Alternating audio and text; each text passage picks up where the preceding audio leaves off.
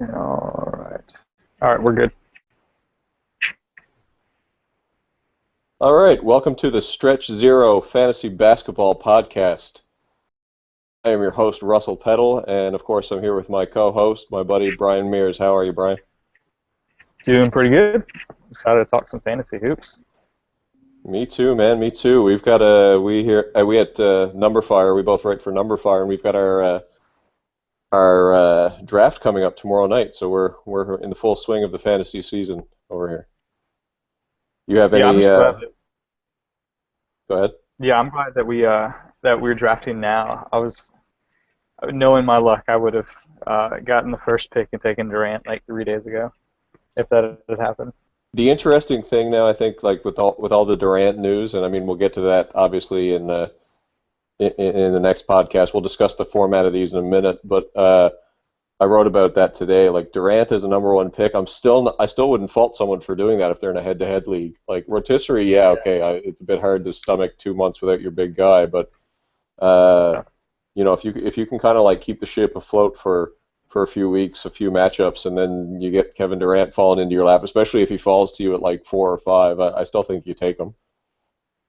Yeah, and I mean I'm cool with taking the number one too. It kind of depends on your league. Like you should check out how many playoff teams make it, and if you can make the playoffs, obviously he's going to be the most valuable player in the playoffs. So if 75% of your teams make the playoffs, you don't have to worry about that, and I would still be cool with number one. Yeah, me too. Yeah, I mean, you can't. There's no one else in the league that's like him. He's the fantasy god. He does everything except for turnovers. He's a positive in every single category outside of turnovers. So I mean, Yeah. you don't want to pass that up even if he is hurt. I find that interesting every year about fantasy sports, about any of them, like basketball, baseball, football, any of them. Like the guys that are hurt and are coming back, it's kind of interesting sometimes to swing on them and get them at a discount. Like I did that with Westbrook last year. It ended up biting me in the butt by the end of it. But I mean, he was out longer than expected. But at first he kind of came back, and it was nice to be able to get him in like the fourth or fifth round, which you'll never get to do again. Anyway, Yeah, so, I always go ahead. sorry. Yeah, I always do that, especially in auction drafts. Yeah, yeah, That's if you're doing like an auction head to head. That's one of my main strategies is go after the injured guys. yeah, yeah, for sure.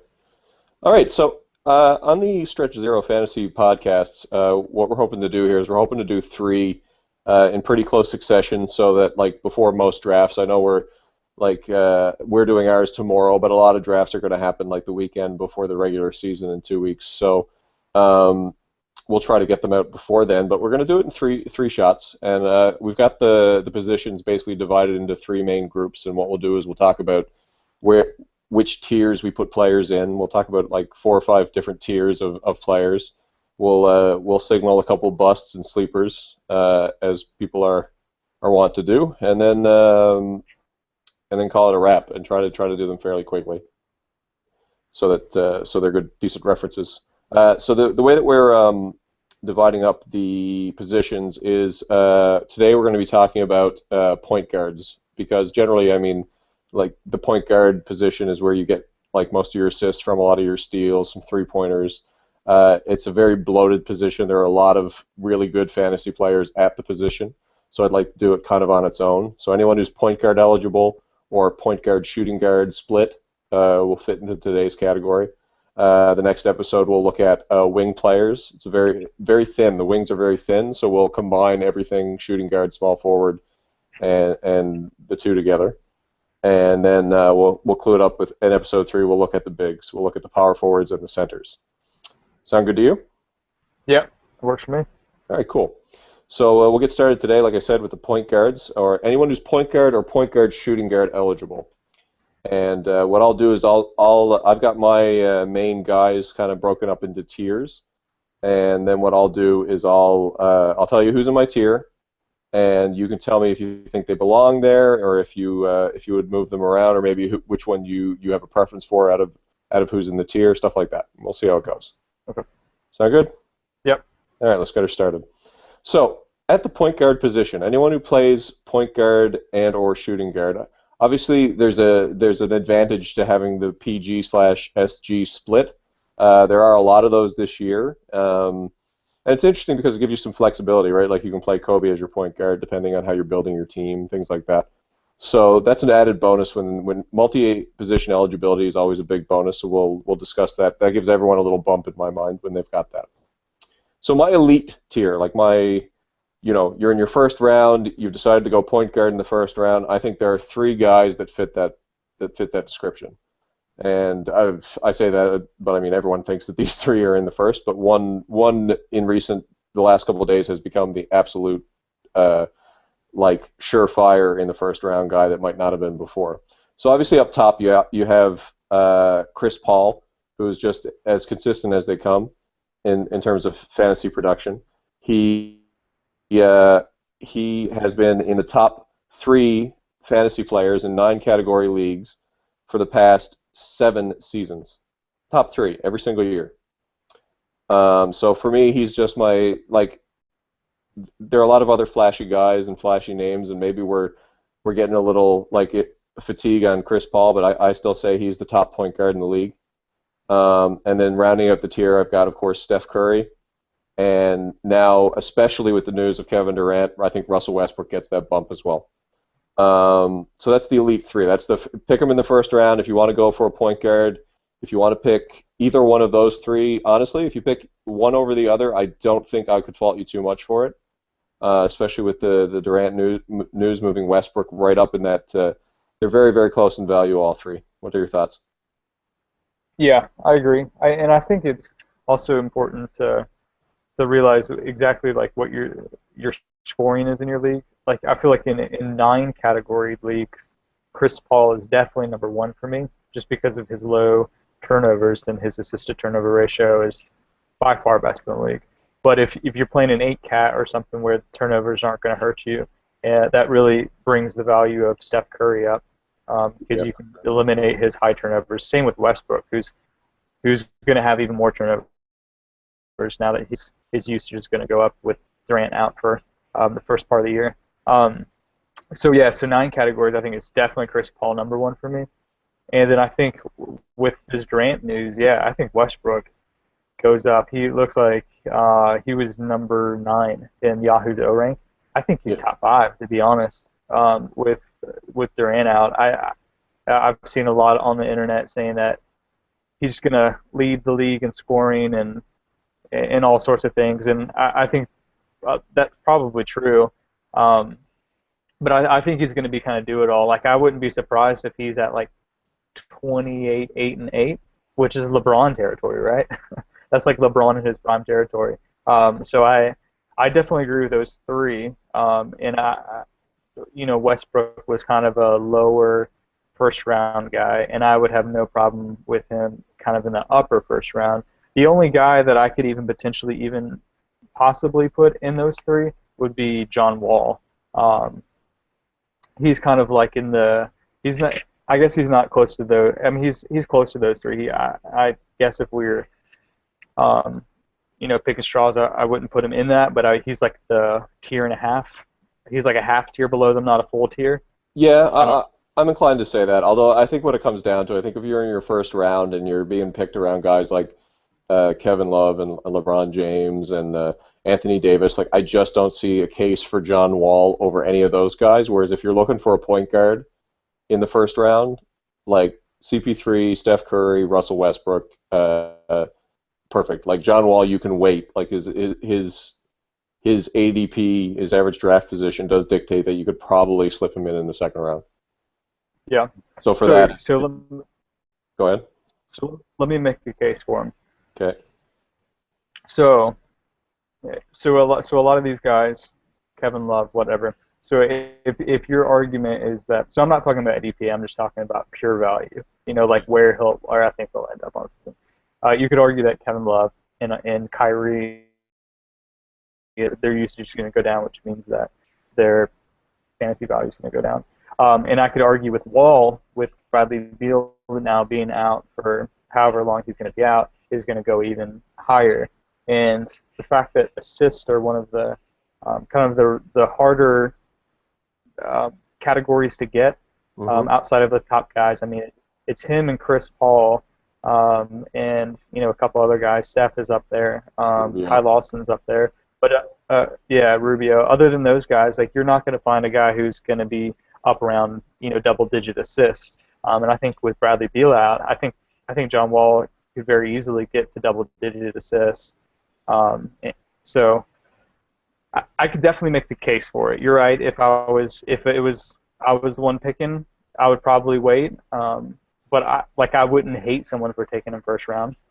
Yeah, that's fair, especially in the late part. Like I definitely see him. Like I'm not gonna raise an eyebrow if someone takes him in the 10 to 12 range of the first round. Like we're saying first round. When we talk first round and when we talk rounds in fantasy basketball, it's generally your standard league size is 12 teams. So if you say someone is a first round value or first round talent, you're talking they're in the top 12 like fantasy players or top 12 guys you'd pick. And if they're a second round talent, then they're like 13 to 24. And we talk about early rounds, that's like 1 to 4. We talk about middle rounds, that's about 5 to 9, or 5 to 8, and then late rounds 9, 10 onward. Just to clarify that, because not everyone speaks in that language, whereas I speak in it every day. So I take that for granted sometimes. But yeah, John Wall in the first round, I think, like you said, yeah, you can make a case. I would never pick, if you had John Wall on the board and either of those 3-point guards were still on the board, there's no way I'd pick him over either of them. But, yeah, that's fair. Yeah. What it comes down to, like, he's going to be good, but his field goal percentage is the lowest of those four. Yeah. And the turnovers are just as high. The assists aren't quite as high as Chris Paul. I mean, they're higher than Curry and Westbrook, but you're not getting as many threes. You're not getting quite as many points. You're getting comparable rebounds, but not quite as many. Like he's a shade below in everything. Basically, he's a little bit worse as a free throw shooter as well. Like he's just a shade below those guys. But I like your half tier point. Okay, so speaking of which, like, why don't we just move on to that next tier? Like, basically, you got your 3 guys in the elite tier, and those are the 3 that you're going for. Whichever one. It depends on what you're looking at, what you want to stack. Like, if you want to shore up your 3-pointers early, you go Steph. If you want to shore up assists or steals, you go with Chris Paul. You want someone who can get you a lot of scoring, assists, steals, and even good rebounds from the position, you go with Westbrook. They're all decent free throw shooters. Westbrook will hurt your field goal percentage a bit more than the other 2, but I mean, overall, you give a little, you get a little with each of them. So it depends on how you're building your team. Okay, so the next tier, tier number 2, I call my near elite, and that basically where you basically nailed it with John Wall, is that if everything breaks right and the season goes according to plan, and he continues his development, he could make a case for finishing at above those first 3, but as of right now, I would not draft him over those first 3, and the 5 guys I've got in this category fall into that description. So John Wall, first of all, as you mentioned. I've also got Kyrie Irving in this tier. Used to be a first round guy, but now is kind of sharing the ball with Love and LeBron. Generally, I guess his scoring will go down a bit, especially. He might get a few more assists now that he's got better people to pass to. His percentages will probably go up because that's the LeBron effect. When you've got people sagging off Kyrie, I think he's gonna have a really good season, probably better than people are going to give him credit for. But I still wouldn't take him in the first round. Like, I see him as a middle second round guy now. So we got Wall, we got Kyrie. I put Kyle Lowry in there. He's come to camp in good shape, and he's got people kind of were worried about him coming to camp after getting a big contract and not being ready to play, and he looks ready to play if preseason is any indication, and he's saying all the right things. And I think if he can play up to last year's level, like last year he finished as a top 20 talent, and basically I could see him doing exactly that again. Last season he finished 17th in 9 category and 14th in 8 category leagues, and so I'm okay with taking him there in the second round, of course. I would also put in this tier Damian Lillard and Mike Conley. So that's my 5 for the tier number 2. Wall, Kyrie Irving, Kyle Lowry, Mike Conley, Damian Lillard. And I will say just about that order, but that's the whole point of tiers, is to kind of say, like, these guys are more or less interchangeable depending on what you're looking for. So what are your thoughts on those five? Those five are fine. I think I, my question with Kyrie is when you said that you think his assists might go up, but his scoring might go down. I actually think that it might be the opposite. I actually think that his scoring might go up a little bit, but his assists might go down just because of I think the LeBron effect. His percentages will go up, his efficiency will go up. But I think that LeBron, as as we know him, LeBron, the point guard, the shot facilitator, the ball handler, will kind of take the ball out of Irving's hands a little bit. Okay. I think that Kevin Love's going to have a lot of like ISO stuff, a lot of like plays run for him. So I'm not sure that Kyrie Irving's assists are going to go up like everyone's assuming, and I'm almost worried that they're going to go down. And my concern with Irving is then if he's not getting you assists. I mean, he was only at 6 a game last year, and if he's not getting you assists as a second-round point guard, that worries me.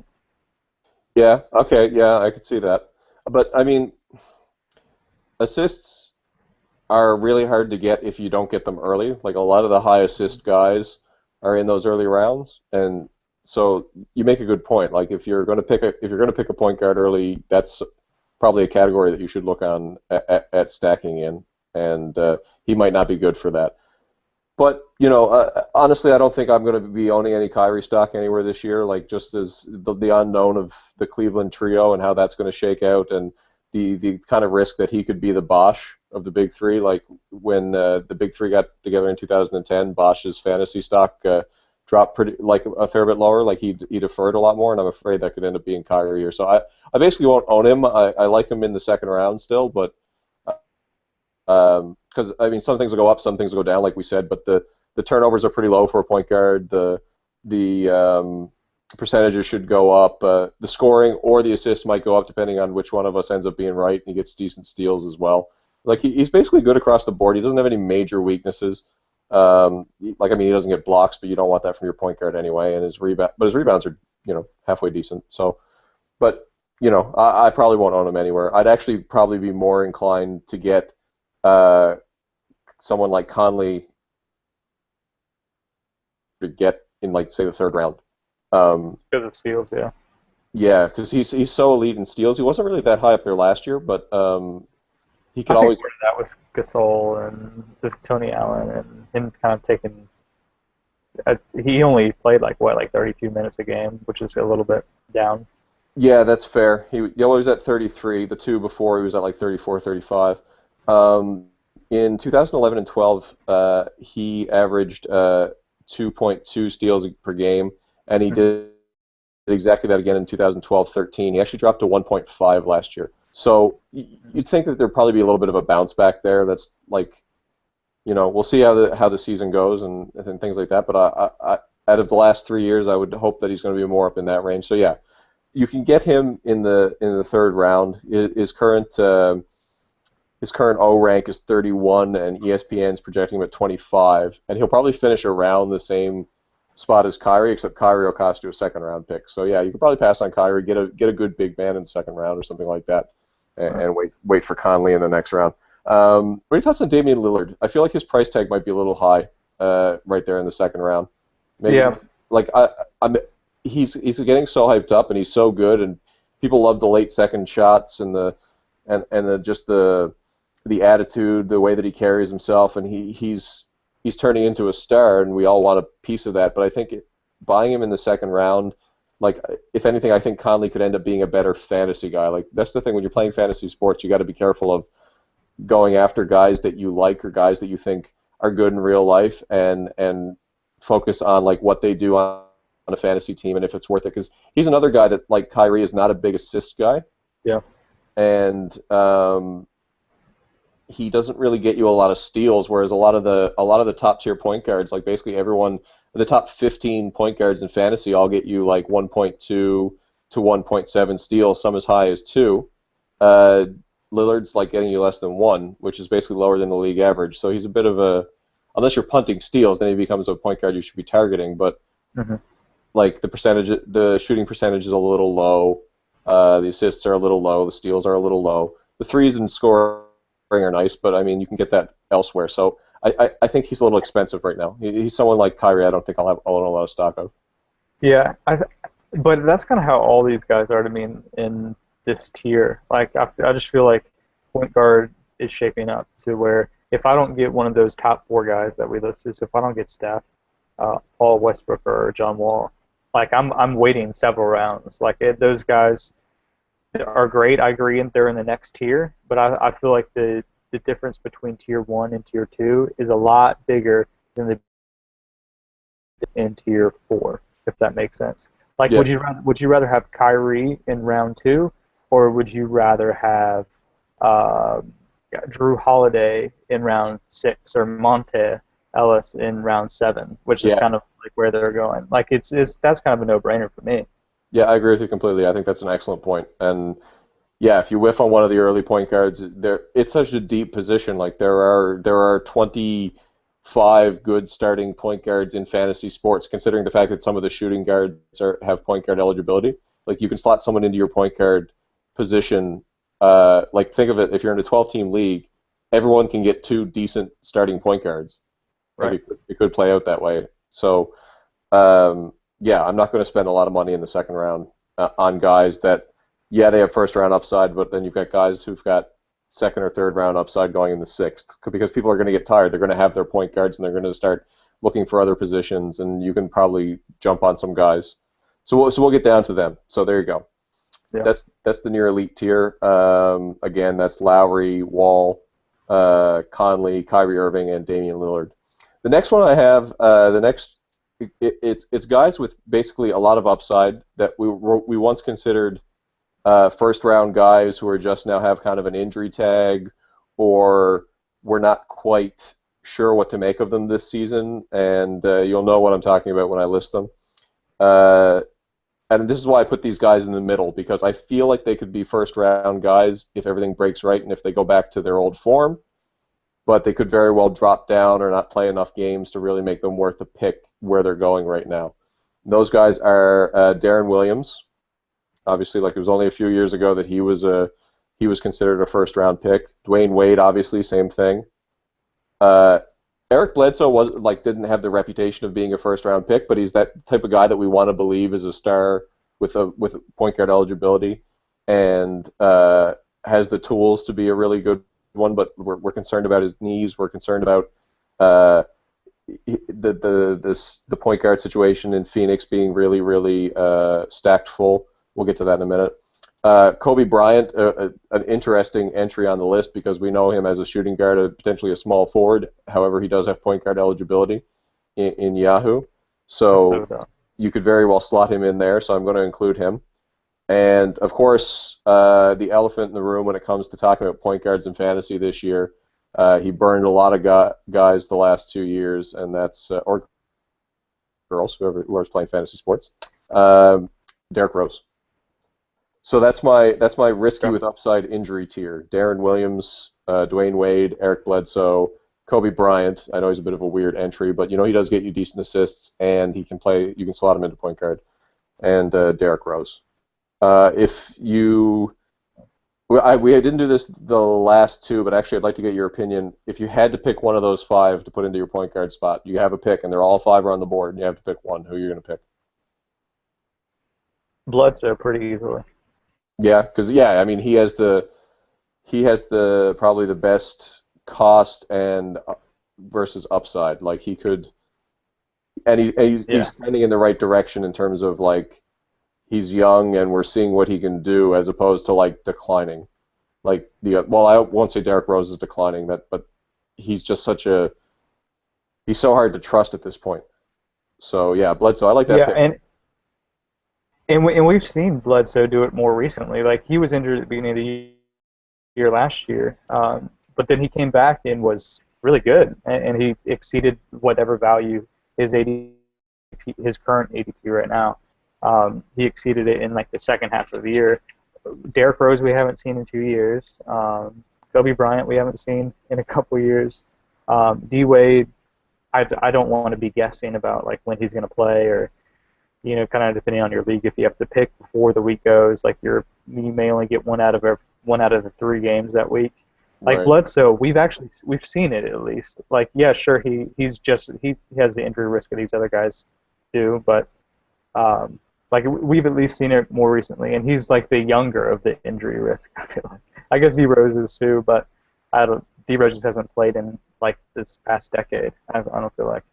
I'm really interested to see what happens to Rose in drafts. Like I'm going to get into doing a few more mocks and seeing where people take him. Obviously, in a mock, people can do it, and they don't have. There's not much of a consequence. But like when I get into my real drafts, I'm really curious to see who's going to actually take the shot on Derrick Rose because Yeah. the last 2 years, like I had a buddy who took him in the first round last year, and it was just like his season was ruined in the first week. Like when you take a guy in the first round and he just does not play, like you know, and when he did play, it wasn't good, so it completely torpedoed his season. And I'd be scared of taking him, especially because like the name recognition alone. That's the thing in this tier too, is that people are going to look at Wade and look at Darren Williams and look at Kobe and look at Rose and see those names and maybe draft them even higher than they should go. So the chances are they're not going to fall to you at a price where you can afford them and get your money's worth. Whereas Bledsoe is maybe someone that your casual league mates or aren't really up on yet. So you could probably still get away with drafting him maybe in the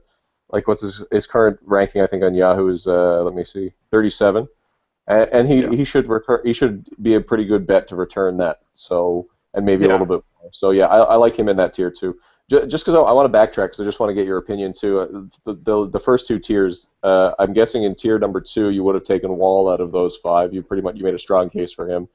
Out of Curry, CP3, and Russ, who's your number 1 pick out of those 3? I'm probably taking Steph. Okay. I like Steph. I want to own Steph. I've never owned Steph. I think he would be my pick too, although CP3 I think is the safest pick. Although he's now pretty much penciled in to miss a dozen games every year, so Yeah. Yeah. Okay. I don't think you can go wrong with any of those guys.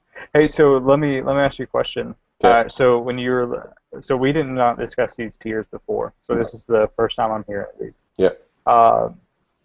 So Bledsoe's in a tier before Dragic? Yeah. Yeah, for sure. I'll talk about that in a second when we get to him.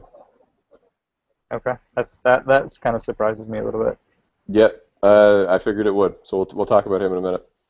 And Lawson was the guy that I figured you would put in this. I guess if you're doing all entry players, I guess. Yeah, well, that's the thing. I thought that this was kind of like the limbo of between that near elite tier and like solid starters, which is the next one.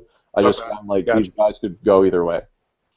So I guess these guys have higher upside than a Lawson would. Lawson's safer but lower upside. That's fair. Exactly, yeah. So like I'm not necessarily putting Bledsoe over Dragic. It's the whole point of doing this as a tier system. Like rankings is a little difficult for me sometimes. Like I understand the desire to do them, and they're fun to discuss and they're fun to look at and they're fun to write.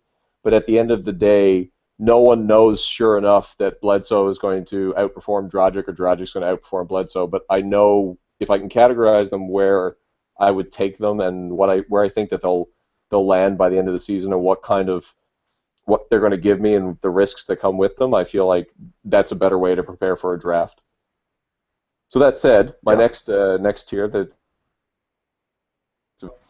is my solid starters, like guys I trust in and around like the 3rd, 4th, 5th round that I will take gladly and start as my point guard, especially if I don't get one of those elite guys, or if I get one of the elite guys to pair them up, like a point guard, and like some guys have the shooting guard eligibility, or you can put them in your other guard slot, like your multi-guard slot if you have one of those.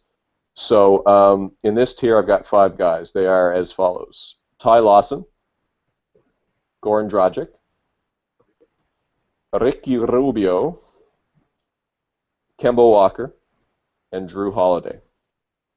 Those are 5 guys that I am perfectly comfortable starting, and I think they might not necessarily outperform their ADP, but they could. And I think that they're guys with a high enough floor that I'd feel comfortable slotting them in every day as my point guard. If you had to pick one of those 5, Ty Lawson, Kemba Walker, Goran Dragic, Ricky Rubio, and Drew Holiday. Who are you taking? Whew. I think you can just if they're all on the board. Is that what you're asking, or Yeah. like at their ADP? Um, Either or. Well, okay, if they're all on the board, which one do you take first? Probably take Dragic. Probably Dragic because he's the most Uh, expensive, so he would have had to drop for them all to still be there. But okay, right. Yeah. so let's say based on their ADP, who has the best price? I think Drew. I think Drew Holiday. I think he's like one of those guys that we talked before, where like Mhm. we were talking about Kobe and we were talking about D Wade, like all these guys that like have injuries, but their name recognition doesn't give you the discount that their injury should. Yeah, I think Drew is that perfect guy where he was, top five in assists, back when he was healthy, and now that he um, got injured and kind of got overshadowed by all the Anthony Davis buzz that's happening in New Orleans, he's kind of this guy that's kind of walking in the shadows as far as point guards. So like if I can get Drew Holiday in the fifth round, like all day, he is one guy that I'm going to be targeting in all my drafts. Is if I can get Drew in the fifth round, I'm okay with Drew being my first point guard. yep, I completely agree with you, and especially if you can get him that late, like if you said the fifth or sixth, like right now he's at 49, so that puts him in the fifth. Yeah. And in ESPN. So yeah, around that, like the beginning of the fifth round, like you could take him there even if he slips down Hmm. a little bit because people are concerned about last year's injury or they're concerned about like maybe they just don't know him that well. Um, but like yes, he only played 34 games last year, but like he could easily be like you said a top five in assists. And for the other top guys in assists, you're looking at Chris Paul, John Wall, Ricky Rubio, Ty Lawson, and maybe I don't know, Steph Curry maybe. But Yeah. these guys all have like pretty big price tags. And Drew is Yeah. probably the latest you can get out of all of them, and he can score the ball too, and he'll give you some decent steals, and yeah, I mean definitely a good pick there. I agree with you. Hopefully I can snipe him from you tomorrow night. Yeah, for real. Yeah, I think I think Drew's going to be. I think he's going to exceed this ADP. Just throwing lobs to Anthony Davis now that he's progressed. He's got Ryan Anderson to bomb threes. Like he has weapons now. Like we saw him put up these assist numbers when he didn't have any weapons in Philadelphia. But Hmm. now that he's got maybe the second best player starting the year in the league if you think that highly of Anthony Davis behind LeBron. Now that Yeah, Durant's out, like he's got enough weapons where it's not ridiculous to think that he can get up there in eight or nine assists a game. yeah, for So sure. in the fifth round, if I can get eight assists a game, all day, especially with with the he doesn't hurt you in the percentages nearly as much as the Rubio does. Like Right. Rubio Oh, Rubio kills is your good field in goal. assists. Yeah, he's good in assists and steals, but he'll kill your efficiency. Drew has the same kind of upside when it comes to assists. Not as great in steals, but he's also not going to kill you in the other categories. Hmm. Um, it's not just going to be like you have to punt because you have him. Right. Yeah. I we mentioned Dragic, and I think I love Goran Dragic. He's so fun to watch. I love him on the Suns. I love that he won Most Improved. I love that he made an All NBA team too, right? If I'm not mistaken. Yeah, he was third. Yeah. He's a great guy, and because of that, he's too expensive this year. I think there's a regression coming.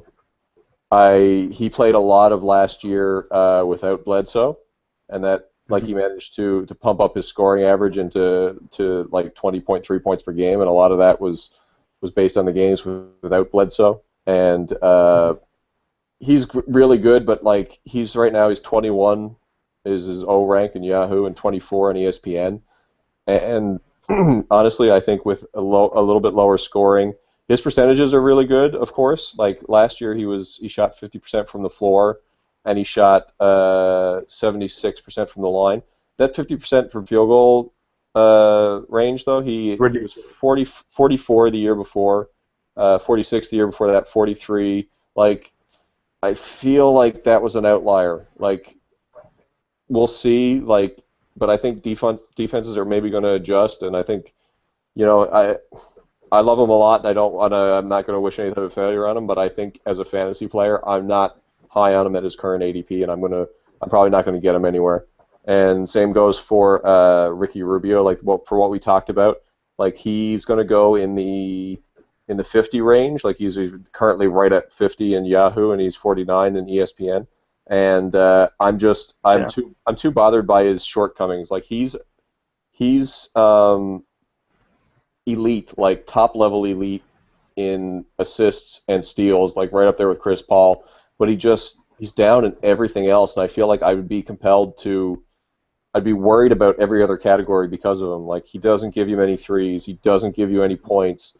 He's below league average in basically every area other than free throw percentage, which he's not like out of this world good, and steals and assists. He's gonna hurt your field goal percentage a lot, your points, not many threes, not many rebounds, nice number of turnovers. Like, I'm not big on Ricky Rubio as a fantasy player because I just don't like what he does to my team.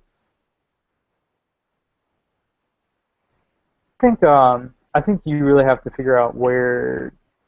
So if you're getting him at a value that's fair, or a value, yeah, if he or he drops becomes a value. those few things, yeah, fine. Yeah. Or especially if you're punting. Like, I like him as I'm running a punting series, Number Fire, like, which I encourage everyone to check out. Like, if punting in fantasy basketball is a very viable strategy. I mean, we could do another 9 podcasts talking about who to pick if you're punting. It would be interesting and all, but we don't have the time. But I do recommend trying that in mock drafts. Like, it's interesting when you punt a category, how much different the value system is, and a lot of people don't realize that. They get scared of that, like taking people. They look at the O rank on Yahoo, and they get afraid of taking someone who's got like a 60 O rank in the second round. But if they're building a certain way and they're ignoring a category and stacking other ones, then you can find really good value while other people aren't looking for it. And so Ricky Rubio is a good player for stacking if you're punting one of his bad categories. Like, if you're punting field goal percentage or if you're punting points, he's great for stacking so that you'll always win assists and steals if that's what you're trying to do. Yeah, and I really like him if I got like Conley in like the third or fourth round, and Rubio was sitting there in like the seventh. Yeah. Like, if I could put in steals, like, just take over steals, that those two players will win it that week for me in a head-to-head matchup, then I'm okay with that. But I think that, like, if you have players where he doesn't really make sense on your team, then he has to fit a very specific team for me to take him. Yeah, I agree. Okay, and we didn't talk about them, and we won't because we'll have to move on. But Kemba Walker and Ty Lawson, I think, are solid picks at their ADP and will probably perform right around where they're getting picked. And yeah, they're safe players. Yeah, I agree. They're safe guys. Like, their shortcomings. Like, Kemba's not great. Doesn't have great field goal percentage, and Lawson gets a lot of turnovers but overall they're solid guys with that you could start with confidence, I think, and they have very well defined roles on their teams. Yeah, I agree. Okay.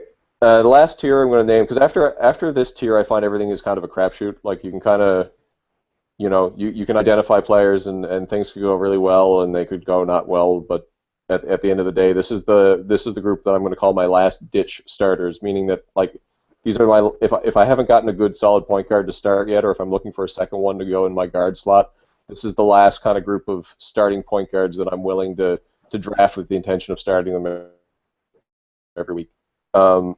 And there are 5 in this tier as well. They are Jose Calderon, now playing with the Knicks, George Hill, Monte Ellis, who of course has point guard eligibility and plays a lot like a point guard. He handles the ball a lot in Dallas. Jeff Teague, and Victor Oladipo, who also has the point guard eligibility. He's probably going to play more shooting guard this year with Alfred Payton around, but can still slot in as your point guard. If you had to pick between Calderon, George Hill, Monte Ellis, Jeff Teague, and Victor Oladipo as your last chance at putting in a starting point guard, who are you taking? I'm probably going Ellis there. Yeah. Um, just because I think that one of the big issues with Ellis has always been his efficiency, Mm-hmm. and my hope is that with Parsons there and Dirk there, uh, his usage is going to go down a little bit, and Carlisle is going to craft, this high-powered, efficient offense. With Tyson Chandler there as well. Not that Tyson Chandler's a great offensive player, but I believe that this Dallas team is really good, and I think that Ellis is going to be kind of the guy with Calderon gone, and he's going to kind of focus on maybe being a playmaker a little more now that he has three-point shooters and Dirk and Parsons.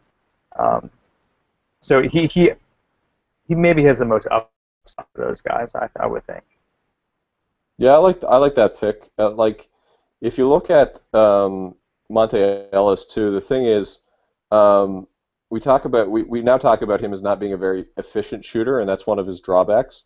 Uh, and of Mhm. course, that like that's for the most part that's true.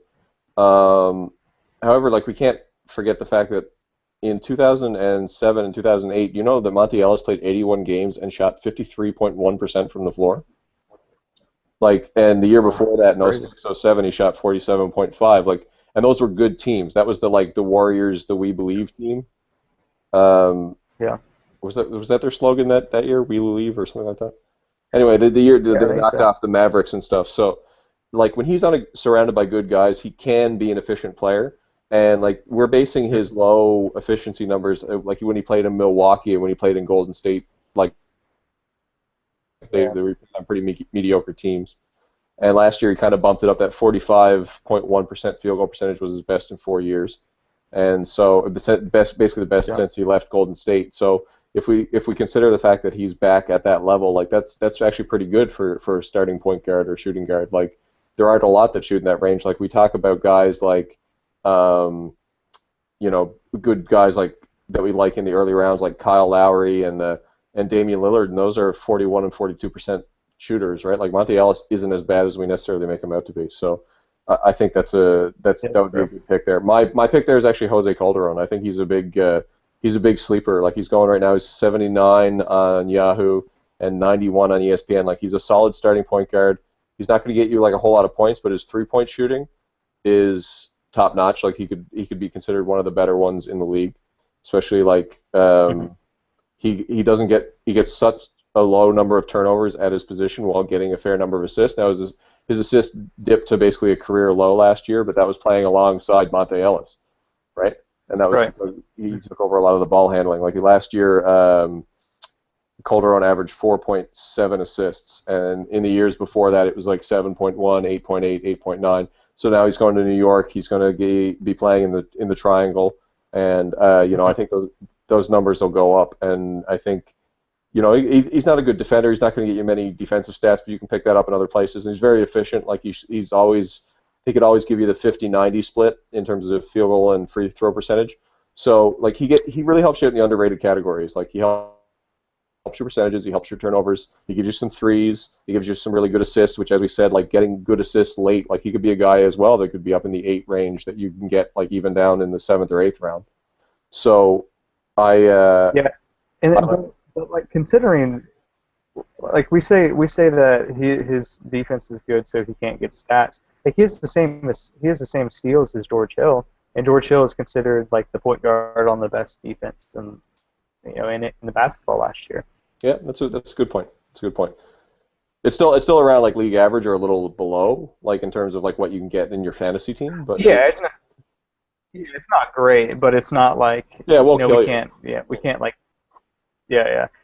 My thing, and I don't know if you want to talk about this because we're talking about point guards, but like another reason I picked Ellis over those other guys is because if I have two players that I am uh, uh, like trying to decide between, I need a tiebreaker. Like having the multi-positional eligibility. So I have point guard and shooting guard, which shooting guard is pretty hard to get. And if we consider point guard the really key position, shooting guard is one of the more shallow ones. Hmm. So Ellis has a little more value to me. I guess if I'm trying to choose between two players and one of them has the shooting guard eligibility as well, I would be more inclined to take that just so I can have a little more flexibility with my roster. I agree with you entirely, and actually, I'm glad you did. I'm actually glad you did bring it up because that's something I advocate for. That a lot of people miss out on the opportunity to do. Like your standard league positions, you have a point guard, a shooting guard, then a guard that can be either. You have a small forward, a power forward, and then a forward that can be either. And you usually have two centers and two utility players. Filling it, that's like the standard that you see most people use.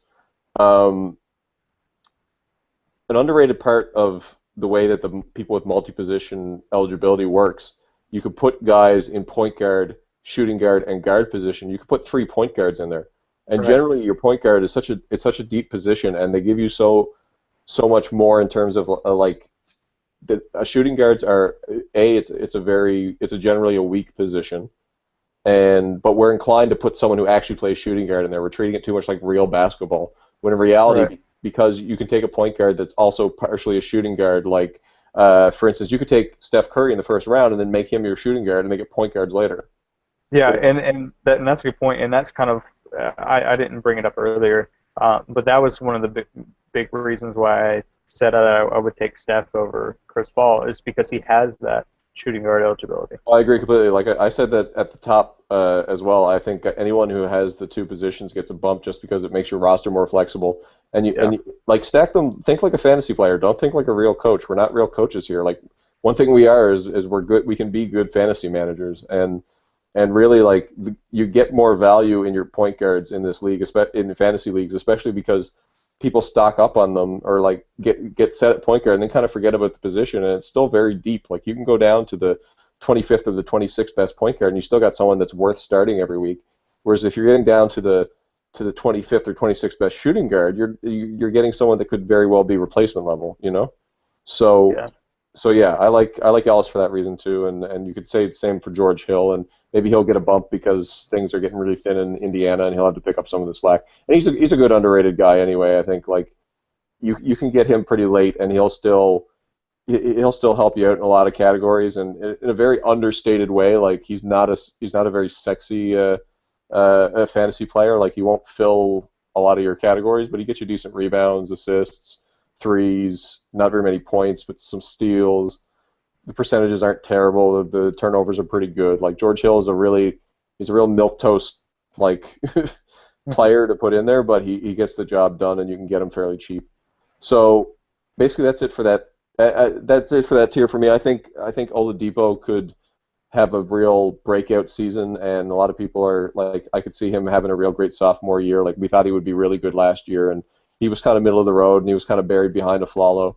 But now I think that he's the unquestioned starter. Like he could definitely be a guy that I would target because just his upside is pretty good.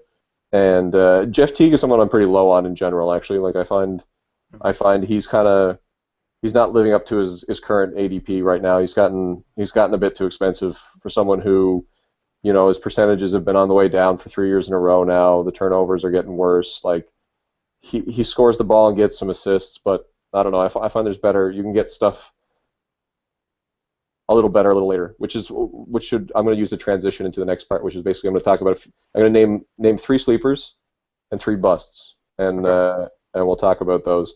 So sleepers, basically, I'm talking about people you can get in the late rounds that I think could produce middle round value. So in other words, if you strike out on some of the guys that you want, and you feel like you need to fill your roster, you need to get a starting point guard or someone that you could throw in a pinch, and you can get them late. That's where I see these guys. So the first one I'm going to name is Patrick Beverley. He's currently going at 103. Is Yahoo O rank, and I could easily see him being valued in the 50 to 70 range, depending on how it all goes. What are your thoughts on Patrick Beverley as a fantasy guy at his current ADP? Yeah, I think he's really undervalued just because of Jeremy Lin leaving and going to the Lakers. Patrick Beverley is going to start, right? Well, he's the unquestioned starter there, and he's going to have to absorb more minutes. He averaged 31 minutes last year, and he finished as the 74th ranked player in 9 category leagues. And he's not super flashy in any given area, but he's solid across the board. And he doesn't hurt you really badly in any area, except his field goal percentage is kind of low, but that another year in the league that could go up, and depending on how they use them and stuff. And but I mean that was number 70. He finished as number 70, with Jeremy Lin. well, exactly, And yeah, he's going to get more minutes. He's going to finish better, and he's ranked lower. And there's no Chandler Parsons. Like, there are possessions that need to be eaten up in Houston, and I think that he might start getting some of them. And besides that, he's an excellent defender. He's going to get you good steals as well, which is only going to go up as he plays more. Because, like, you look at his per 36 numbers, he gets about more in the range of 1.6, 1.7 steals per game, and that's what we consider fairly elite by fantasy standards. Like, the thing is people will overlook steals and blocks very often because they're such small numbers anyway, and you look at the difference between 1.5 and 1.8 and you think, oh, that's not much, but that's like looking at the difference between someone who scores 15 points and someone who scores 18 points or 19 points. Like, it is a fairly big difference, even though people don't really see it that way. Yeah, I agree. Yeah. So I see him as a good sleeper. Like, you can get him basically at around pick 100, yet he could produce in the 50 to 60 range if everything breaks right. Speaking of Jeremy Lin, I would also call him a sleeper this year. Steve Nash is already talking about his body not working properly, and Jeremy Lin is currently, his Yahoo O rank is 115. ESPN's a little bit more onto the Jeremy Lin thing at 89, but I think that 89 range, or maybe even a little bit better, is actually pretty fair for Lin. He's fairly underrated as a fantasy player in general, and I think given the minutes, if the injury to if Nash can't stay healthy, and let's be honest, like, he probably won't. I think Jeremy Lin could be in for a decent season on a team that is not doesn't have a lot of different places to generate offense, and he's probably going to be called upon to do a fair bit. Like, you look back at a couple years ago when he was starting in Houston. He played all 82 games, and he was playing 32 minutes a game. He finished as the 84th ranked player in 9 category leagues and the 55th ranked player in 8 category. Like, it wasn't Linsanity by any means, but it was solid fantasy production. Like, and I think that he has the chance to do that again in LA, but you'll get him at a discount because he's behind, basically, like, he's behind Steve Nash, but, like, what's left of Steve Nash, let's be honest. Right. And like, we don't necessarily know that Kobe's going to be healthy either. So no, exactly. Yeah. I think we can kind of count on Nash being injured, so that kind of boosts Lin's value up a little bit. But you're also just at Kobe re-injuring or aggravating something, or just, I don't know, just not playing all the games as well, and all of a sudden Lin is the only guy on the perimeter that can even dribble a ball. So you're looking at, I mean, you're right. Talking about Linsanity, like, you're just a Kobe aggravation and Steve Nash being 40 years old away from Linsanity happening in LA. Exactly. And you're getting him, last pick of your draft, really. Yeah, or down around that range for sure. And my third and final sleeper is Reggie Jackson. Okay, I was hoping so. Yeah, with OKC with the Durant injury, especially, like, let's be honest, Reggie Jackson was going to have a good season anyway. He was either going to start or come off the bench in that kind of hardened sixth-man role, like, taking care of the bench unit and basically having enough talent where he'd be a point guard on basically any other team in the league. So I like him. He's currently his Yahoo O rank is 158, which means he's, like, anyone who's just basically following the draft board and drafting from that isn't even going to see him, and you can get him near the end of your draft. ESPN's already onto it. Like, they've bumped him up to 75th as of today because of the injury. Now, I think that's a little bit pricey, but if he slips a bit past that, because no one's really thinking about him, I think if you can get him in the 100 to 150 range, anywhere in there, I'd feel safe taking him, and I'd feel good about it. I wouldn't oversell it, though. The thing is, I think people will oversell it. That's the one thing I'm worried about with Durant being out, because Reggie Jackson, there was a 27-game stretch last season where Westbrook was out and Reggie Jackson was starting and getting over 30 minutes, and he still came out of it as during that period of time, he was the 112th ranked fantasy player. So maybe he's only going to finish in that range, or maybe a little better because he's a year older and he's going to be more comfortable in his role. But at the end of the day, like I still consider him a sleeper at his current, especially at the Yahoo ranking. But don't overdo it. Yeah, I agree. I think that if he's in the 70s, then that means he's like too 6, expensive 7. there. Yeah, that's way too high for me. But yeah, I mean, if we're talking his O rank, which is 160, which is, I mean, not even. That's ridiculous. Like he should have performed that easily.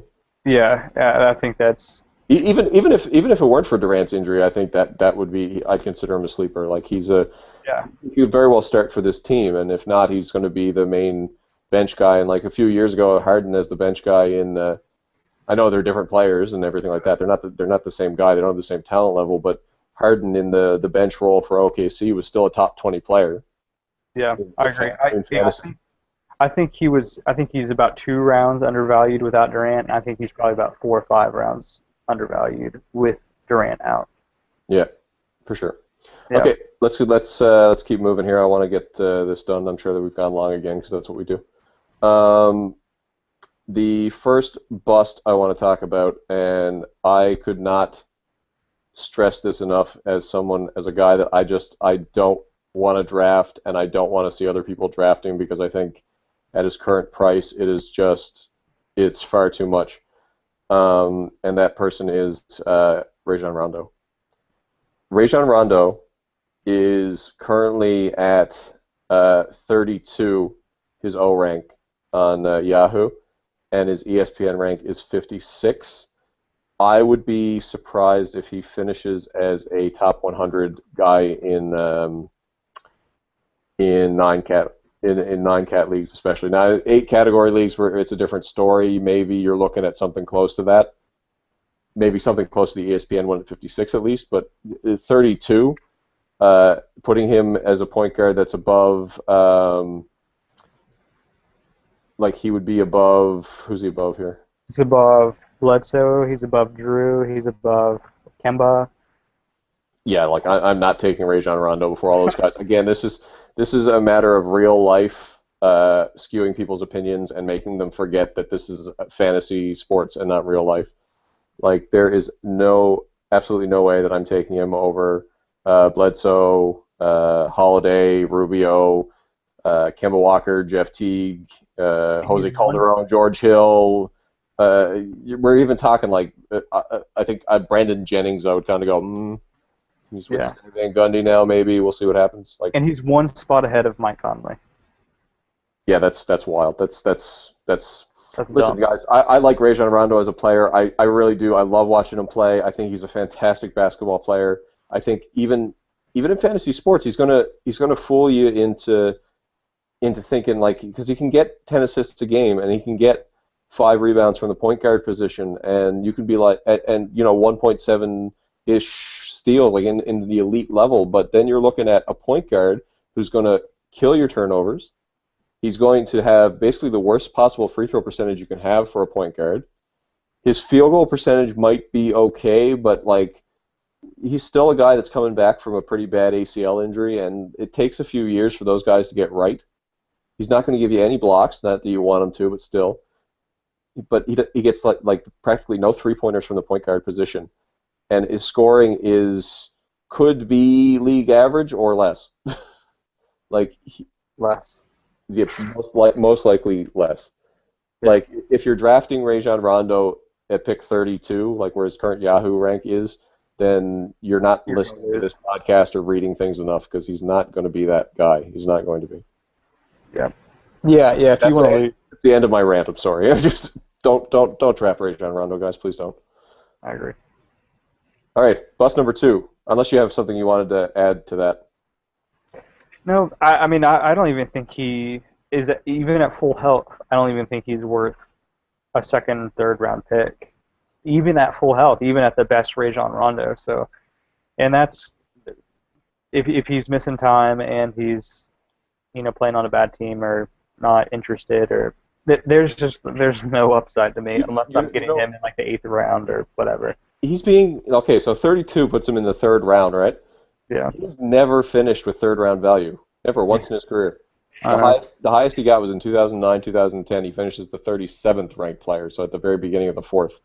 Like the last, not including like last year, he was 141st. Yeah. The year before that, but before he got hurt in 38 games, he managed to be the 55th. The year before that, he was the 96th. The year before that, he was the 62nd. And like he hasn't had a full season since 2009, 2010. So the injury risk, the overrated assists, well, not overrated assists. Like the assists are properly rated, but he's an overrated player because of the assists. Yeah, I mean, it's all name recognition. It's really all it Big is. time, big time. All right, going through, we got two more busts. Tony Parker. Tony Parker. Yeah, that was gonna be my next one too. Yeah, like listen, he's probably still going to score a fair bit, and that's going to be good and all. He's probably going to get you a decent amount of assists, but drafting him at 53 on Yahoo or 58 on ESPN, he's not going to return that, and he's only going to play like 65 games, if that. And one thing I don't like about Tony Parker as a fantasy player, like I'll give him credit where credit is due. The percentages are great, both field goal and free throw. He's going to give you like a 50-80 every year, which is good. The turnovers at 2.4-ish aren't that bad. But he doesn't give you any of the goodies, like what Rick Kamla calls the goodies. If you watch the fantasy show on NBA TV, which only probably obsessed guys like me do. But he gives you like next to nothing in terms of 3-pointers, steals, and blocks. Yeah. Those little categories where you want guys that can give you 1 to 2 any given day. Like he can give you a 0-0-0 in all three of those, like pretty much every game. Occasionally get 1 or 2, like get a steal or get a 3-pointer here and there, but you can't count on it. And the assists and points aren't elite enough to justify the price tag. Yeah. You know what? You know who Tony Parker is to me in fantasy? Who? He's Jose Calderon, except you're drafting him 7 rounds earlier. Yep, there you go. That's a really good point. Except Jose Calderon will give you a ton of threes. Yeah, that's true. Yeah. Yeah, it's just Tony Parker's fine. Calderon, who is I just finished saying like the steals don't do enough for me because they're below league average. Averages more steals than Tony Parker. So. Right, exactly, and yeah, I mean Tony Parker's fine. He's a great real life point guard, but and he's even a good fantasy point guard at the right price. But in name recognition, he's been in the playoffs. He's been in the finals for 12 years, and you're not going to get him at a value. He's got to drop to 80 or 90 for me. I don't want him in 50 or 60 or even 70. Like it's too high. And the last, go ahead. I was going to say just cross him off your list because you're not going to get him at value. Yeah, exactly. Like he's not even on my rankings. Like I have a rankings ready to go for my drafts in the next couple of weeks, and there are some guys that are just not on them. And Rajon Rondo is not there. Like he's not going to fall to me anywhere that's worth taking him, and neither is Tony Parker. Yeah. And Tony Parker gets popped all the time. Like that's the thing in San Antonio with the older guys. Like you just can't rely on them, especially like you were talking about if you set a league where you set your rosters for the week, like, and you don't want that. Like it's great if you're a Spurs fan and you want them to win another championship. Like great, that's working. But if you're going for a fantasy championship, like you're not going to win it with Tony Parker as your main point guard. And the last bust. Yeah, 25 minutes. Yeah, it's not going to cut it. And the last point guard that makes my bust list absolutely breaks my heart. It breaks my heart to say this because I love the guy, I love the player. I actually am really excited to see him on his new team and see how it all works out. But a guy that I cannot draft at his current Yahoo O rank, maybe at the ESPN one, but we'll get to that in a second, is Isaiah Thomas. IT2, gone to Phoenix in a backcourt now with Goran Dragic and Eric Bledsoe, who are guys that you're drafting up in the 20 to 40 range. And Isaiah Thomas, based on he had a stellar year last year, and has been really good basically his whole the last couple of years in Sacramento. He was underrated, and he was a great bench spark, and he ended up having top 100 value the last 2 seasons. And of course, last season he just exploded. He finishes the 32nd ranked player in 9 category leagues and the 24th ranked in 8 category leagues. He just gave you all kinds of points and 3-pointers and assists and steals and great free throw percentage. and he was this great fantasy asset, and then he moved that a lot of people probably got off the waiver wire, and then Right. he would have been set for another great season this year had he stayed there, had Sacramento been smart enough to lock him up, but instead he went to Phoenix, and he's not going to start in Phoenix. He's going to come off the bench, and as much as I love Isaiah Thomas, and as much as he's going to be valuable off that bench, like he's going to be, I picked him for sixth man of the year in our last in our preview pod last week. He's going to be great, but at 48, the Yahoo rank, like I want a starter. I want a guy who's going to play 32 minutes a game, not a guy who's going to play 24 or 25. Yeah, that's fair. That's fair. I think that it's tough to tell. Like if you're playing with a bunch of guys who kind of just go by the Yahoo ranks and you're just going to go down and be like, oh yeah, it says he's 48, and you'll see his stats. You'll see his stats from last year right next to it, right? Right. Yeah, and you'd be like, oh, I need to have that guy. Then yeah, you're not going to get him. But like if you're playing with guys that know basketball a lot and kind of overstate how much of a drop he's going to have because he's coming off the bench, I think you might be able to give him a value. It just kind of depends on where he is. Like I think obviously he's not going to be the same guy who was in Sacramento, but I don't necessarily think he's going to drop to like 18 to 20 minutes a game like I've seen around some places that are projecting him. I think that 18-20 definitely not. Like they're gonna move him into that lineup with they're gonna rotate those three guards. Like he's definitely gonna be in the 25-minute range. But even at that, like I don't want if right now his Yahoo O rank puts him right there. He's like right around that range with Drew Holiday and Ricky Rubio and Monte Ellis and Kemba Walker and Jeff Teague, and like there's a big slew of them right there in a row, and he's right there. Like he's ahead of them in Yahoo now, and I wouldn't do it. ESPN has him at 101 as of today, and that is somewhere where I would take him in a heartbeat. Yeah, that's definitely a good value. So that would be kind of what I would consider. Like it just kind of depending on where you're playing, who you're playing with. I would definitely take him at that level. Oh yeah, me too, for sure. They are going to play a lot of 3-guard sets, and also like I get that. I don't know. If you don't believe in Eric Bledsoe's knees, then there's obviously a lot of upside in the pick. There's that, yeah. There's that aspect to it too, and that's why he makes a good. That's another reason why he makes a good pick down in the 100 range, because you're hoping for upside down there, right? But right. if in your first 4 or 5 rounds you want solid production, I don't think you're really reaching for upside in that point. Like not if you want to have a good chance. You want to get your sure things early, and then your upside late. And Isaiah Thomas, unfortunately, this year being a backup, he's got a lot of upside, and he could very well be a top 30 player if he gets the minutes. And but for that to happen, something's got to clear the way, and it's just I don't see that happening. So I mean, if you're in an ESPN rank, he's not a bust. I won't put him on this list there, but if you're in a Yahoo league, or if you're in anything where he's ranked like in the top 50, where he would belong definitely if he were the starter on a team. If he had signed with anyone where he was the unquestioned starter, I'd take him in the top 30 or 40. Like I probably would have placed him up with at least, just shy of the near elite tier of right, or at least in the solid starters with like Ty Lawson and Project and all them. Like had he gone somewhere where he could be that guy. Yeah, I agree. All right, so that ends our point guard podcast. We went through our 5 tiers, along with a couple sleepers and busts. Come back and join us when we discuss the wing players, the shooting guards, and small forwards. In the next couple of days, we'll come back again. We'll try to get these out for you before your draft happens. As always, hit us up on Twitter at TheStretch0. You can send any fantasy questions to us. We're really gearing to go here in fantasy season. We'll help you through it. And if you want, you can get me at Rusty Pedalbike, RustyPedalBike. Where can they find you, Mears? At Brian, BRYAN _Mears, MEARS. All right, that's good. So yeah, hit us up. Let's chat about fantasy basketball. We love it, and it's the perfect time of year for it. And until that point, we'll see you soon. Sound good? Thanks, Brian. See ya.